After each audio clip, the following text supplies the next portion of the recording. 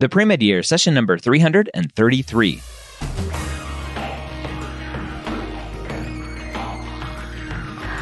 Hello, and welcome to the Pre-Med Years, where we believe that collaboration, not competition, is key to your success. I'm your host, Dr. Ryan Gray, and in this podcast, we share with you stories, encouragement, and information that you need to know to help guide you on your path to becoming a physician. Welcome to the Pre-Med Years. My name is Dr. Ryan Gray, your host here every week, where I get to either have an amazing conversation with a physician, a medical student, a pre-med student, an MCAT test prep company, or I get to talk about a certain part of the application, like last week where I talked about the MMI and issues that students have with preparing for and really accomplishing and doing well during the MMI. This week, I have an amazing conversation with someone I found on Instagram. Her Instagram handle is D1 to Doctor. That's DR. So D, the number 1, TO, and then DR. And that's Emma. And she is a Canadian who went to Ross in the Caribbean and is now starting her residency in the States. And when I saw her story and her journey, I knew I had to bring her on. Number one, because I don't have enough Canadian information for all of my friends up north. But number two, because she's a Caribbean student and a lot of you are thinking about going to the Caribbean and then finding out that there's this student who went to the Caribbean who did really well at the Caribbean, even though she did poorly on the MCAT, did well at the Caribbean, and then even matched at a very prestigious residency program here in the States. I wanted to bring her on to share her story and talk about how she overcame her obstacles and so much more. So let's go ahead and bring on Emma from D1 to Doctor. Emma, welcome to the Pre-Med Years. Thanks for joining me. Thank you, Ryan. Thanks for having me. I am excited to have a Canadian on the podcast. It's not often we get a lot of Canadians, so I'm excited to hear all of the fun Canadian words come out. Okay, I'll try not to say a boot and out. Yes. So, Emma, when did you first realize that you wanted to be a doctor? It's tricky just because I'm kind of a non-traditional student. I went back to school, med school at 27. It definitely stemmed from personal experiences with my sister. She was diagnosed with rheumatoid arthritis and Graves' disease at the same time. And we were actually vacationing in Florida, and her pills for her rheumatoid actually interacted with her Graves' pills. And she was like stiff as a board. She couldn't move. We had to go to the hospital in Florida, and it was absolutely terrible. And I kind of, from that point, I looked at it more from a personal view, but also like a complexity view. I wanted to know why. And so that's kind of what planted a little seed back when I was about 17. And I kind of just, throughout basketball and throughout my undergrad, I just took the necessary courses and just kind of subconsciously, I guess, kind of just wanted to be a doctor, but it kind of came to fruition after I finished undergrad and was really wanting to do it. So let's talk about that. So this was pre-undergrad. You have this experience with a family member, which is a very common story, right? A family member, personal stuff, something happens, you're like, oh, like this healthcare thing is kind of cool. Yeah, exactly. Yes, that's exactly how it kind of stemmed from that. And I just wanted to know more. And I couldn't bear to see her in that pain. And I just wanted to help. And for the longest time, I wanted to be a rheumatologist. Yeah. And so that's kind of where it stemmed from, and just took the necessary courses and did well. And so in undergrad, you were pre-med. Yes, I was a Bachelor of Science in Biology, and I took all the necessary courses. So in doing 60 hours a week of basketball at the Division I level, I was told I couldn't do it. Yeah. And it was very tough. I fought for my degree almost every single day, just because it was very tough to do the demanding basketball, but also the labs and the necessary science courses. So yes, I graduated with a Bachelor of Science in Biology.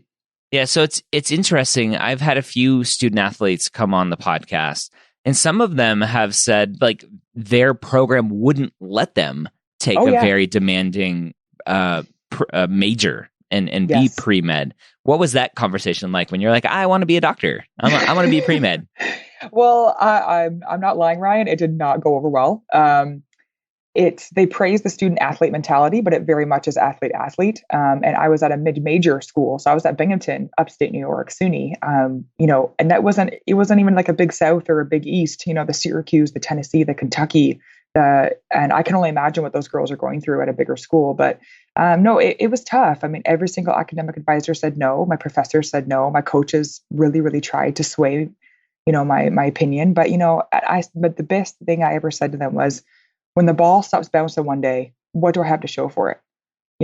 And I wanted a degree that I was proud of, and I wanted a degree that I wanted, and I didn't want them to choose that degree for me. So yeah, it was tough. I fought every single day to do my degree. Yeah.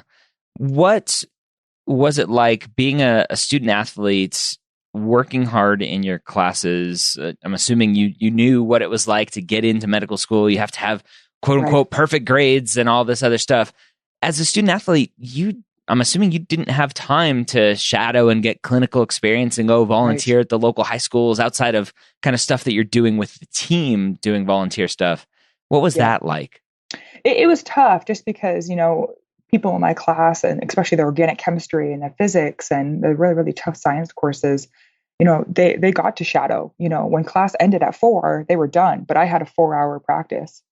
So it was definitely really tough. And I think that's why I applied a little bit later on, because I went back to Canada after my undergraduate degree was done. And then that's when I did all my shadowing. So I took a couple of years to really beef up my resume. And that's when I shadowed at a local hospital. And I also volunteered as well. So I couldn't do it during undergrad, but I was able to get it in after. So that's kind of what saved my resume, I guess. All right. So let's talk about shadowing in Canada, because I know there's a lot of Canadian students listening right now going, how did you shadow in Canada? It's impossible. I can't find anybody. Oh my gosh. Yes, I do really remember that. And it's tough. They always kind of say the liability factor, they don't want you to shadow. The best thing that I ever did actually was volunteer first. So I volunteered at KGH, which is Kingston General Hospital in Kingston, Ontario. So it's affiliated with Queen's. And I know a lot of Queen's students and a lot of undergrad students do look at Ross. So all the Kingstonians that are listening, making sure that you're volunteering. So I volunteered at the HELP program, which is the Hospital Elder Life program, where you do physical therapy exercises with the elders. And it was absolutely amazing. But that's where you kind of get to meet docs, right? So you're in the patient's room, you're doing the physical therapy and therapeutic exercises with them. But then you see the geriatrician that comes in. You see the sports doc that sometimes comes in, or you see, just the GP, the general practitioner that comes in. And that's kind of when you make connections. So that was, a lot of people try and do shadow, then volunteer. I would definitely suggest getting a volunteer, then shadowing and making those connections. And they can say, oh yeah, come on in. You can just follow me in my clinic. And they're usually pretty good about it. It's so much easier for a physician and for a facility in general to say yes after they know you. And after they know that you're not going to be bugging them with a million questions and you're not going to be awkward and say something wrong to the patient. So you're getting your face in there. You're getting yourself known first. And they're like, oh, it's just Emma. Yeah, definitely. You can come in and shadow. Come on in. That's exactly it, Ryan. And that's what I always say to students that write me as well, the Canadians, just making sure you volunteer and make those connections first. And then the shadowing will happen after. Huge. Definitely good advice. So you went back up to Canada. Let's talk about finishing undergrad. So I'm assuming you finished undergrad. How did you do grade wise as a student athlete doing such a hard major? Yes, it definitely was tough. I actually ended up graduating with honors. Nice. I got a 3.7 out of 4. I was actually one of the first female basketball players to graduate with a science degree in 10 years. So it was pretty good to walk across the stage and kind of just do a little nod to my coaches to know that I did it. They knew I could do it at the end, but it was definitely tough to be able to get a high GPA. But again, in Canada, you need like a 4.0 out of 4.0. You need like a 3.98 to get in. So I knew, applying back home to Canada was going to be tough. Yeah. Let's talk about that. So you came to the States for undergrad. And I don't know what percentage of students are coming down into the States from Canada, but was your goal all along to go back up to Canada to go to medical school? Yes. Okay. Yes, Why? Definitely. Just because I wanted to be the Canadian Olympic sports doctor. Those are life goals right there. Yeah, those are life goals. I'm thinking like 10, 20 years down the line. But no, and I represented our country. I had a couple stints with the national team. I didn't ever make it to the Olympics. I was top 45. So, Wow. Being able to represent my country, I thought for sure they'd want me, you know. I applied for 2 application cycles back home and it was all unsuccessful.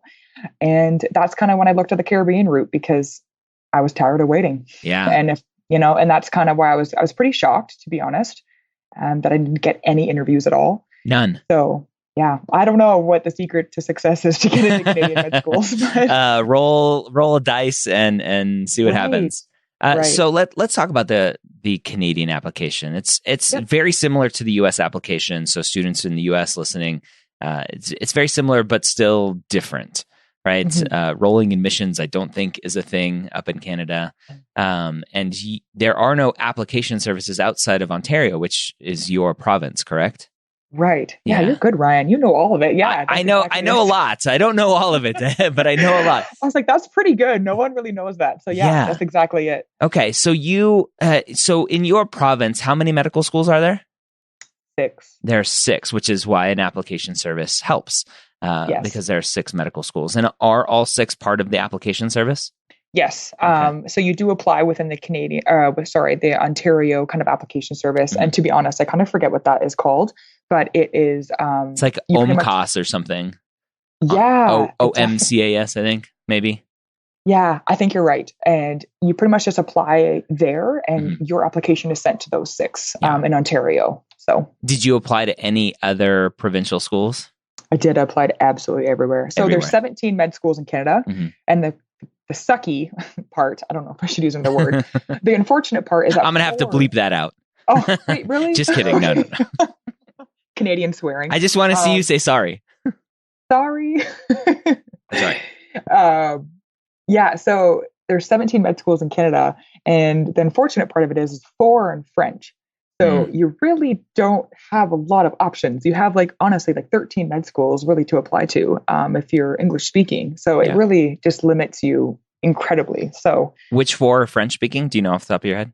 A lot of them are, so University of Ottawa, and then there's Sherbrooke, which is in Quebec, and the other 2 are in Quebec, and I think one's McGill, and the other McGill has a 2-part, so you can either do English or French. Okay. And also I think University of Ottawa as well. But then there's another one which is Laval or somewhere else in Quebec.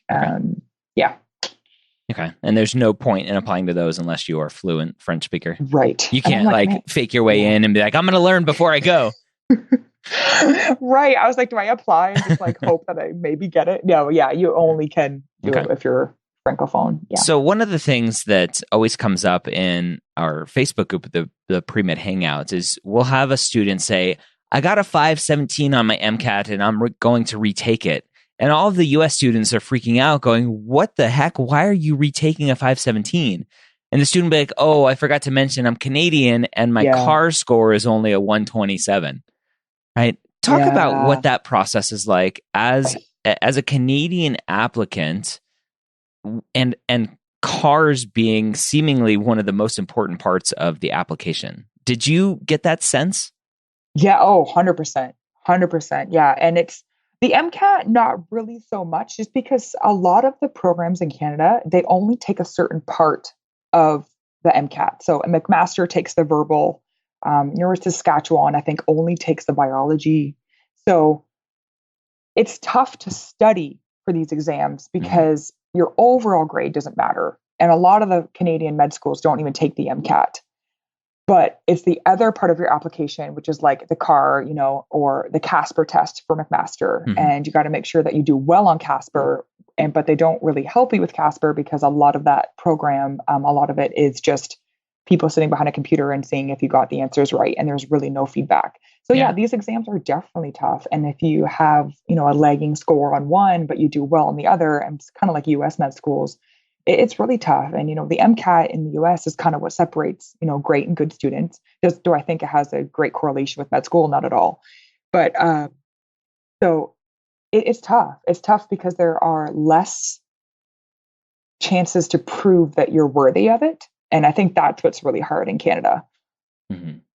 Yeah, so the Casper is interesting. I had the creators of Casper on the podcast a while ago, back in episode 303. So we got a little behind the scenes of how they're looking at it and how they're scoring it. So it's kind of remove some of the secrecy behind it. So that's an interesting I'm one. listening to that after we hang up. Yeah, that's fun. I'm actually speaking. They're doing a conference in Toronto in June, the people that put on Casper, and I'm actually speaking at that conference. That'll be interesting. Oh, that is awesome. Yeah. So really you applied to Canadian schools the first time. Yes. What was that feedback process like for you? You said earlier that you didn't get any interviews. Nothing. So what do you think was the cause of not getting any interviews, and how did you seek out mentorship from somebody to give you some feedback on how to improve? Yeah, that's a great question. So my very first time that I applied, I had all my volunteers, I had extracurricular, I kind of showed that I can do the work, I can do the 80-hour work weeks, with basketball and my undergraduate degree. So I thought, I had good leverage. So I thought. And so I applied kind of broadly, mass provincially, and I didn't get anything. I was like, whoa, okay, what do I need to do to beef it up? And I think what it comes down to, it probably was like my MCAT, because I don't know the 3-digit scoring system. I'm the old and did the 2-digit scoring system. Yeah. But my MCAT was absolutely atrocious. And so what was your MCAT score? What was your 2-digit score? 17. Yeah. So that is pretty bad. That's probably like 4 standard deviations from the normal. So yeah, it's really bad. And you only took it once? I took it 3 times. You took it 3 times. And what was your highest? 19. Interesting. So that is very intriguing to me. Yeah. Somebody who does very well in undergrad with all of the pressures that you had. Right. Doing very poorly on the MCAT. Let's take a break from applications to medical school for a second. Talk about MCAT prep. Yeah. Where do you think you went wrong? I did a course at Queen's. It was in the basement of one of the buildings. Yeah. So lack of sunlight. That's part of the problem. Sunlight. Yeah. It was kind of dungy. Yeah, I don't know. I honestly don't know. And I get asked a lot of, how did I study for it? And I think what med school taught me, because I did very well in med school. I've won 2 scholarships, actually 3 scholarships. I've made Dean's List every single semester, and there's 10 semesters at Ross. So I've done very well. And I think I didn't prepare correctly in the sense that I didn't know how to really study. Yeah. And until I got to med school, I was like, whoa, okay, this is a little bit different than undergrad. It's a little bit different than any other kind of studying that I did. And I did do the course, and I think the course helped me keep on track, but I don't think I fully got the grasp of how to study, how to get this information kind of in my brain. And I'm just not really a good standardized test taker, I think, when it comes down to it. But I don't think I could have prepared any differently. Maybe I just could have studied a little bit harder. I'm not sure. Do you think there's some level of, I did well in my undergrad classes, so the MCAT should be fine? Yeah, I think so at the beginning, the first attempt. Yeah. And I was like, whoa, okay, maybe I actually should do a course. So then I did a course for my 3rd attempt, before my 3rd attempt. And then I still only improved by 2 points. And I just was like, yeah. And so that's kind of where I can see my application hugely lacking. But then again, Canada doesn't really, a lot of schools don't take the MCAT at all. So it's just, removing that factor from my application, I still don't know what I could have done more for Canada. Yeah, that's interesting. And are the schools very open about taking the MCAT, not taking the MCAT, or what section of the MCAT they want? Yep, it's right on their website. Good. Okay. Yep. I like that. So potentially the GPA, you're obviously a great GPA for a student athlete, for somebody in a science major, but not good enough for Canadian medical schools. That's it. Did you ever think about applying to U.S. medical schools? I didn't, which I don't know why I didn't. And I heard of Ross, and I met a couple of alumni actually in Canada and Ottawa, just in passing, like, oh, he went to Ross or she went to Ross. And I was like, hey, what's this Ross thing? So I honestly, just from looking back, I probably had good enough GPA maybe to do like DO or MD. Like, we don't have DOs in Canada, so I wasn't too sure of the DO route until I met a couple of DOs. Yeah. You have DO physicians. You don't have any DO medical schools. Right. Yeah. And I think the credentialing is a little bit different when they cross the border, but yeah, so we don't have any DO med schools. Yep. but yeah, so I didn't look at US schools, and I applied to Ireland, I applied to Australia, and I applied to the Caribbean. Okay. When you applied to Ross or to all the Caribbean schools, how much research did you put in about going to a Caribbean school and seeing potentially a lot of horror stories from students Yeah. and all of the negativity? Don't go to a Caribbean, you'll never get into Oh my to a gosh, yeah. residency, et cetera, et cetera. Yeah, the best thing I ever did, Ryan, honestly, was just stop reading the online forums. They are awful. Um, my thing with people is I always say, they're the online forums. If you want to be well informed, I would just stop reading them. They're filled with crazy stats, and I always feel like they're filled with people that are too afraid to make the jump themselves, and so they kind of put a huge stigma on it. And that was kind of my reasoning to do the blog. That's why I have my blog, I have my YouTube channel, I have my Instagram following, just because I'm kind of proof that you can do it if you put a lot of work in. Mm-hmm.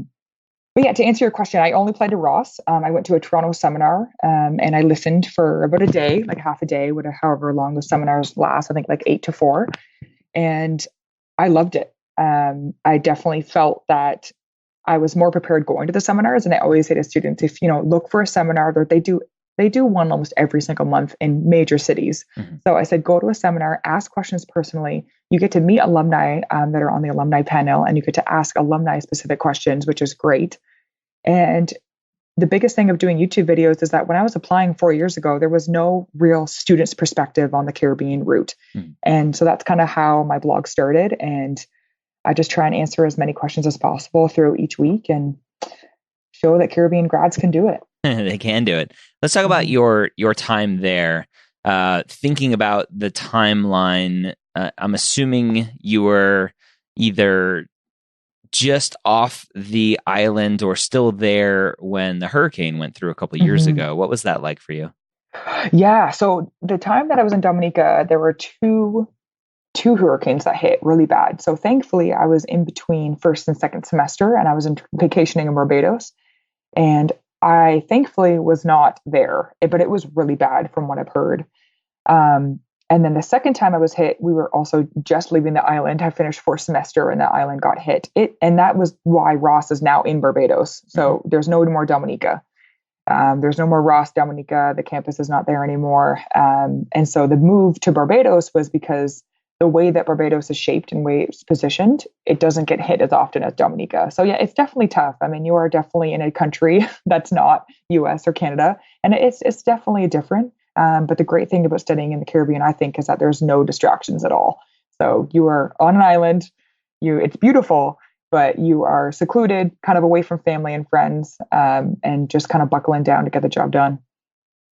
Some distractions students will mention are the students who potentially maybe shouldn't be at school, and they quote unquote drop like flies. What was that like when you're seeing a lot of your classmates thin out over the course of the semester? Right. And that is one thing I did want to touch on, is that I get asked a lot about the attrition rate. The attrition rate, to be honest, is not that high. I had 200 people starting in May of 2015, 180 of my class got off the island the same time that I did. The people who fail are the people who are there for family pressures, who want to think it's just a party and thought they'd have the money to do it anyway, and the people there that are not sure if med school is for them. Mm. So if you want to do med school and you're not here because of family pressures, you're not here because you just have money, you will pass and you will be fine. Yeah. So it's the people that the attrition rate's high because of the people that don't want to be there. And it's the people who are there because their family is telling them to be, and they just can't do the work, because no one can make you sit for 12 hours and study. You have to want to do it. Yeah. So and you also went to Ross, which is one of the more well-known and one of the more respected Caribbean schools that actually makes sure, to a certain extent, they're getting the right students. Right. Yeah. So, I mean, the attrition rate's high, definitely compared to US and Canadian med schools. But you have to look at who were the people failing. And that's where Ross does not deliver that information. I've tried to get the stats.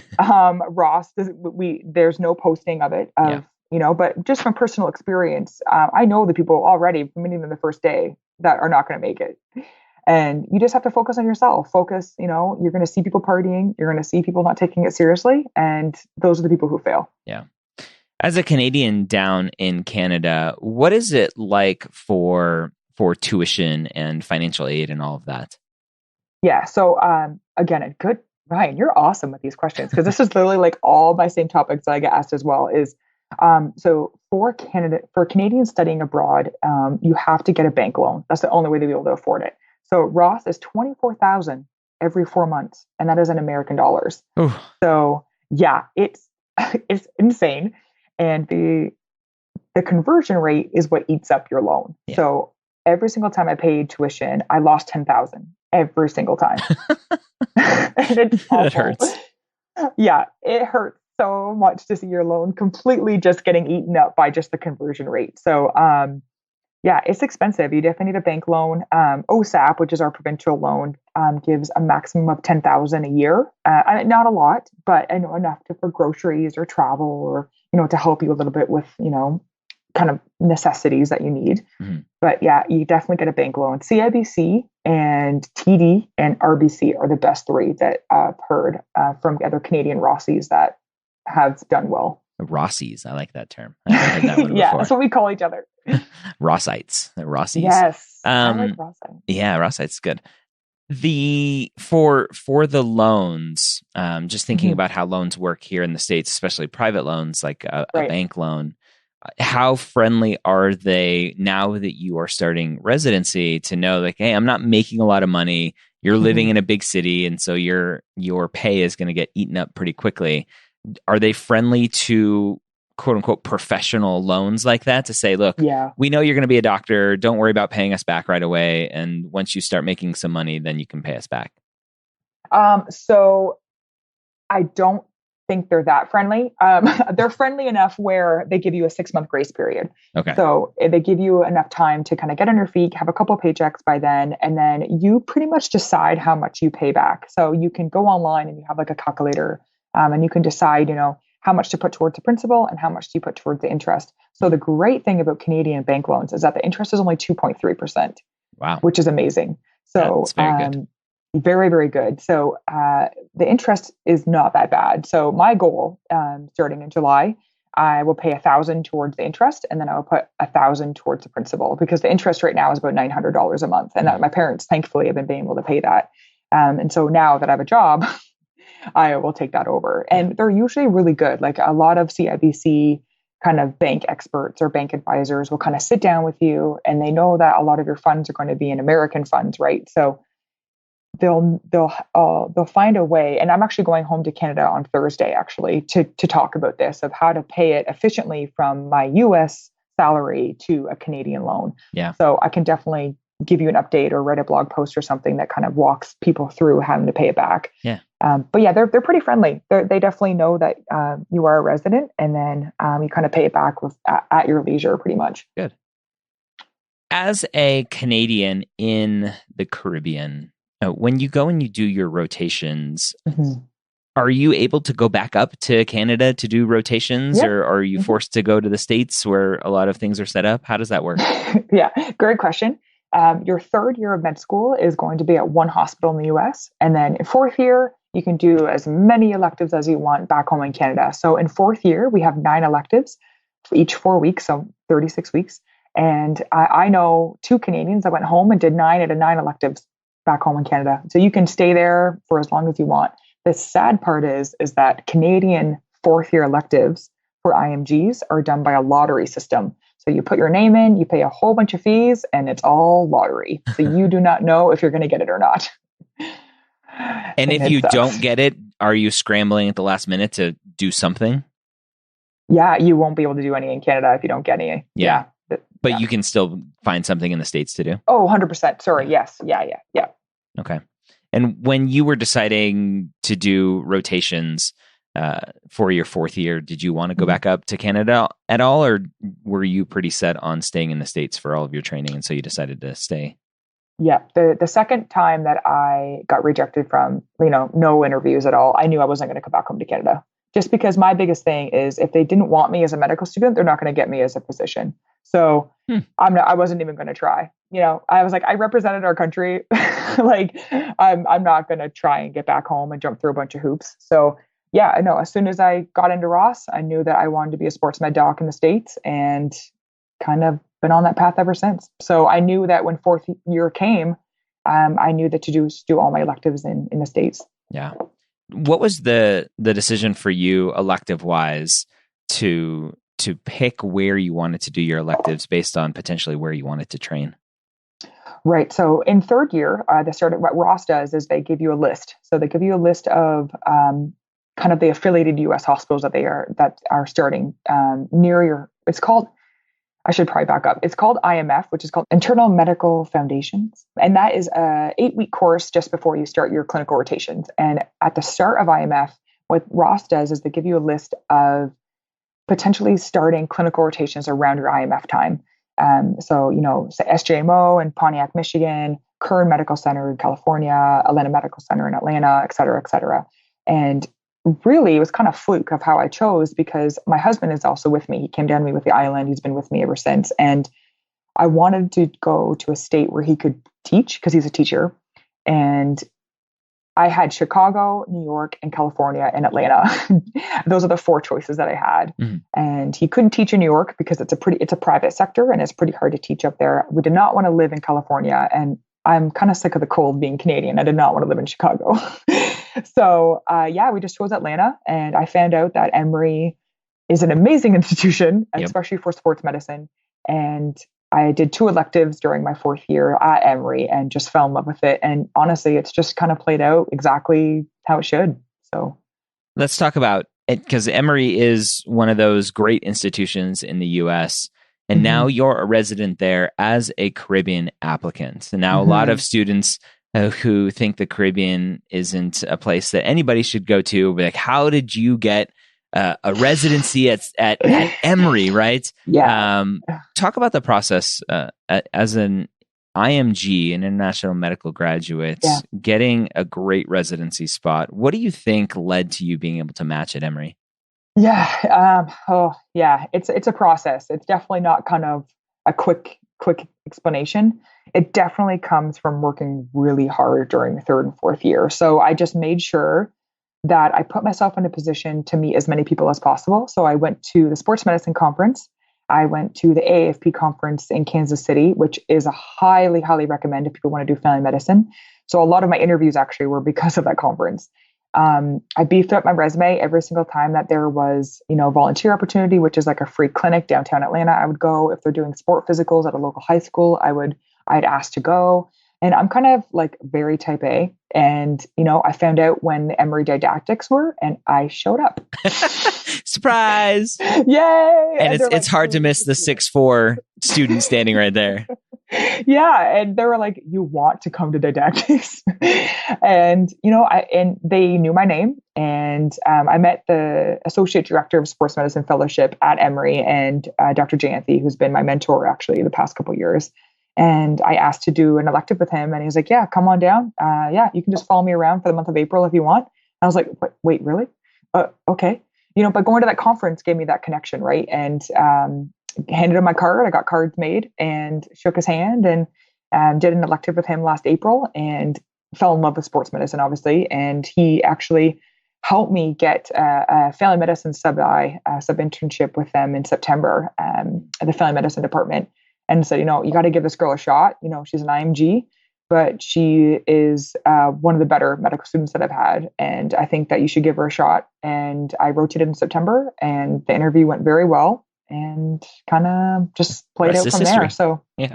So you're the perfect example of a student who I say when I talk to students, they're like, you have to go to a prestigious medical school to get into a prestigious residency. I'm like, no, you don't. It's all about who you are as a person, not 100%. The name on your diploma. And so you're out there showing your face as often as you can. You're going to conferences, showing your interest and your involvement and your dedication.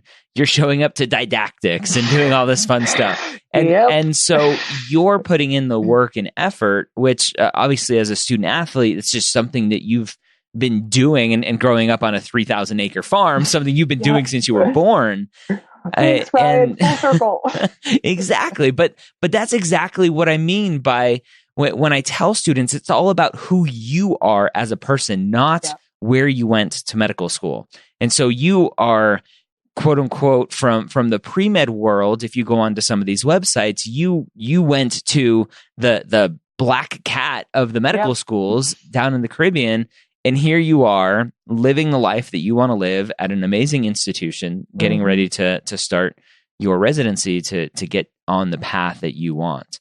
And it's about what you did and who you are and the adjustments and the pivots that you made along the way.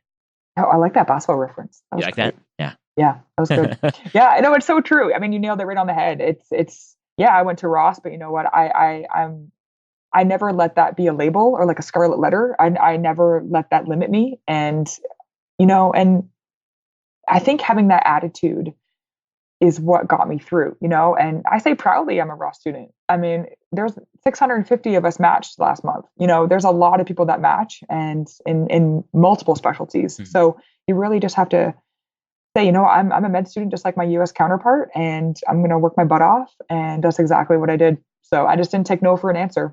That's pretty much exactly what I did. So yeah.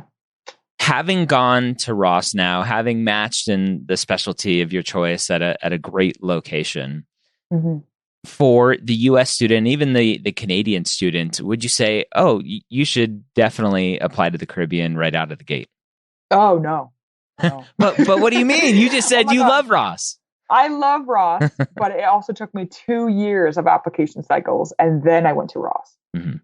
So my biggest thing is definitely try in your home country. Try more than once if you want. Do you think I probably could have applied to Ross after my first year of applications? But looking back, a year is a year. But definitely try a home first, and then if that's not, then definitely go. I know some people that did just go straight, they're 23, 24, or even less than that, like 21, that went straight from college to Ross, and they loved it. So it totally depends. If you're a second career changer at the age of 40 with 3 kids, I know many that did that as well. So it totally depends on where you are, like socioeconomic, but also where you are in your life. And if you've tried back home, but no, definitely try back home, and then definitely look, for the Caribbean second. And that's what I've always said. I know you haven't been into your career very long at this point, but at any point in the process, has being a Caribbean student been a hindrance to you? The only time that I would say that I've experienced it was with surgery attendings. Not that that's like a huge umbrella and all surgery attendings, think that way, but they are quite traditional. And, as soon as I said I'm from Ross, they're like, oh, where's that? And they just kind of like, oh, that's not in the Caribbean, is it? I'm like, well, yeah, I know. And then I do well in the case, and I retract for 4 hours and don't make a sound. And, I feel like the stigma comes from the online forums, and it's been my mission to create a safe haven on the internet for Caribbean grads, alumni, interest people. I haven't gotten up and running yet, but I really, really, really want to try and get it, just because I feel like the online forums portray it to be this nasty, nasty thing. And it really isn't. It isn't as bad as what they're talking about. And the attrition rate is not that high. But the stigma that I've gotten from, again, was probably from my trauma surgeon attendant, actually. And then at AFP, which is the American Academy of Family Physicians back in Kansas City that I went to in August, there were a couple states. What they do is it's just rows and rows and rows of programs, and they have it all organized by state. And there were a couple of states, I'm not going to name any states, but there were a couple of programs that were, as soon as I said I was a Ross student, they kind of you can just see the conversation dying in a very polite way. And I knew, I'm like, okay, you know what? That program is not really IMG friendly, and that's okay. And so I went to another program, and they've had Ross students match there before, or SGU or AUA or AUC and SABA.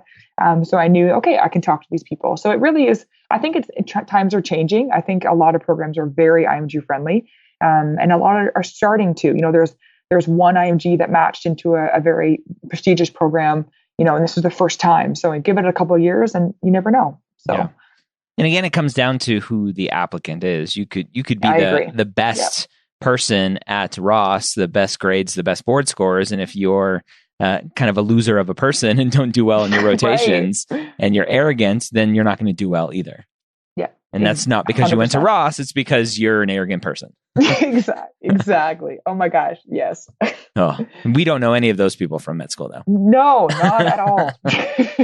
So having looked at kind of your journey, I know you said you don't have any desire at this point to go back up to Canada. What is the process, if you've looked into it at all? Yep. Once you finish your residency here in the States, how easy is it for you to go back up to Canada to practice if somebody wanted to do that? Right. So it's very resident specific. So residency program specific, I should say. So family medicine, I can walk across the border. Mm-hmm. I don't do any extra exams. I don't do anything. I get watched, I think, for 6 months to make sure I don't kill anyone. And then I get my license handed to me. Okay. That's it. I don't do anything. So family medicine is very friendly because it's 2 years back home in Canada and it's a 3-year program here in the States. So I'm actually overtrained. So Canada's like, oh yeah, we want you because you have an extra year. Come on back. So internal medicine is 4 years back home. It's 3 years in the States. So you have to do a 1 extra year of a chief resident. Or what you can do is you can do a year in fellowship and then you can cross back over without any extra exams. But if you do go back with only 3 years of internal medicine, you have to do 1 extra year of internal medicine residency back home in Canada. So it is very, very, very different depending on what specialty that you do. But the reason why I kind of also wanted to do family is I knew if I ever wanted to go back home to Canada, I knew I could just cross over and there's no extra. So if you want to do a residency in Canada and enter the CARMS match, you have to do 4 extra exams on top of your US boards. Ooh. I was not about to do that. No, thank you. No, thanks. Yeah. Wow. So I want to go back into for a minute before we wrap up. Yep. The mindset for you. You talked about struggling with the MCATs. You did well in undergrad GPA wise. Obviously, MCAT's a completely different beast. Yeah. And you said once you were in medical school, you figured out how to study. How did you do that? When you start medical school, it never ends. The information never ends. How did you figure out and take the time and have the time to really figure out what to do to work for you for medical school? Mm-hmm. So what Ross has actually is called the MERP program. I don't know if you've ever heard of it, Ryan, but it's called the Medical Education Readiness Program. And what they do is when I applied to Ross, they looked at everything. So they looked at my GPA, they looked at my MCAT, they looked at my extracurriculars, volunteer, et cetera, et cetera. And they saw my MCAT. Yep. And and that's the perfect MERP person, right? Is that MCAT score. It's the MCAT score. So like, okay, like we know that she can do the work. Her GPA is okay. Everything else looks fine. But, she might need just a little extra prep because of her MCAT. Yep. And I loved that MERP program. It was 15 weeks. It was an amazing program. And it kind of taught me my study style. And, if you don't have MERP, that's okay.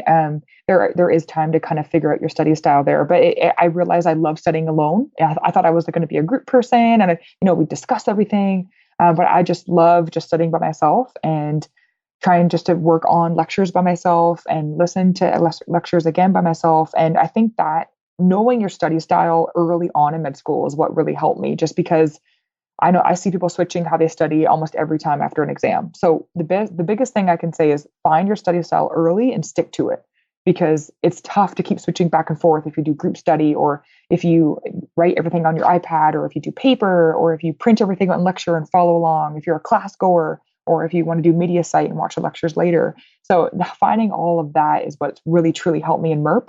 And I think I did as well at Ross because of that program. Yeah. And what percentage of the Ross students actually have to go to MERP first? Do you know that? I don't know the percentage, but I know in good old North York, Ontario, there was 13 of us in my class. Okay. And we all passed, all 13 of us. Mm-hmm. And then in Miramar, Florida, which is a second location, there was about 125, 150 students. So I'm not really too sure the percentage wise, but okay. It is quite a few students that do get MERPed. Yeah. And that's another nice thing that obviously Ross, and I don't know if any of the other medical schools in the Caribbean have that, is they're really screening. It's almost like the minor leagues. Be like, we're going to make sure you do well in the minors before we bring you up exactly to the majors here. Yep. Okay. Very cool. Yeah, that's exactly it. But yeah. What haven't we covered that maybe comes up a ton, questions that you get asked a lot by students that we need to cover before we end our session? The biggest question I get asked from Canadian and US med schools alone is or just students is it doable? Is the Caribbean route doable? And I think I see that word weekly. Yeah. And it is. Of course. It truly is. With my MCAT score being that atrocious to my board scores being mediocre, and I still matched at Emory. So it definitely is, like you said, it's you as a person, and if you want it, and if you're willing to put the hard work in, you're going to be fine. So I'm just here to say, like, yes, it is doable. As a Canadian who studied abroad, who matched in the US, it's doable. All right, there you have it. Again, that was Emma. You can find her on Instagram, D1 to Doctor. Her website, D1 to Doctor, same spelling, TODR.com. And then she has her YouTube channel as well. Go check out all of her information, inspiring people, helping people understand the process of going to the Caribbean, and so much more. She's the perfect example. I talk about it all the time. We talked about it during the interview. The perfect example of what I mean when I say that it's all about who you are as a person. Don't worry about the name on your application. Don't worry about the name of your undergraduate institution. Don't worry about all of the little things that you're worrying about.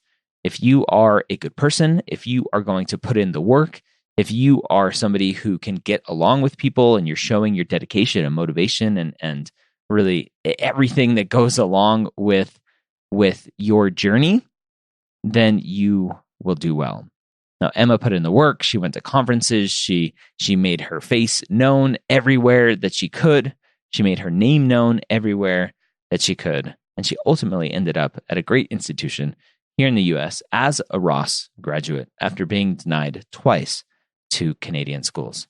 Hopefully this was helpful for you, whether you're Canadian or not, whether you go to a Caribbean school or not. Hopefully this was helpful, give you some motivation on your journey to medical school and beyond. Have a great week. We'll see you next time on the Pre-Med Years.